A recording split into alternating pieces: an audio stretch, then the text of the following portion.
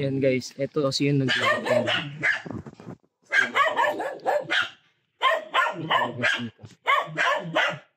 Papalitan natin ang nipple.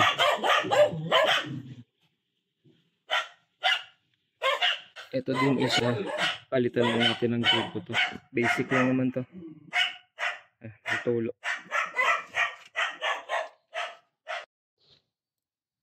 Yan yung tagas niya guys. Oh. Stainless yan.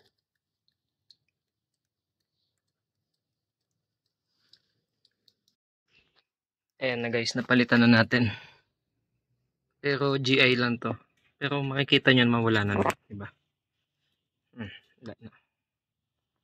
May tubig na yan. Tapos, share ko lang sa inyo to. Bibili kayo ng mga nipple, mga stainless. Tignan nyo yung kapal. Kasi ito, kung titignan nyo titignan nyo makapal, diba? Pero pagdating dito, ayun lang pala siya. Ito. Yan, ganyan lang siya kanipis. Tapos kung nakikita nyo tong, kung nakikita nyo yung bandang loob na part, yun o, yung para may kanal. Ito yun yun. Yun yun o, yung ganyan. Mukha siyang ganyan kakapal. Pero yung loob niya, is ganyan lang, nipis.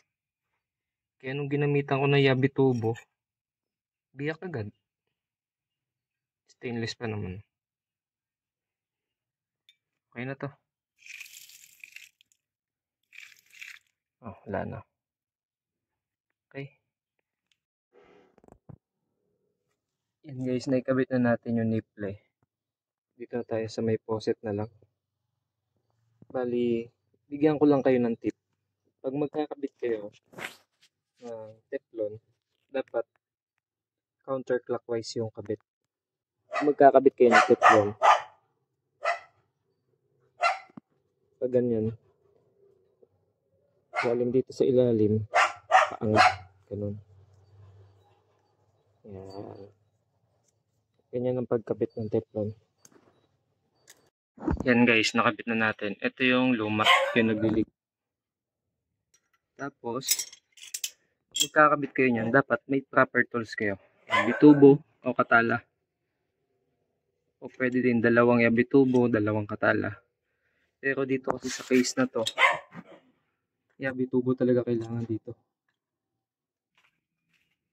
Palit faucet lang naman to eh. Wala na yung leak niya. May tubig na yan.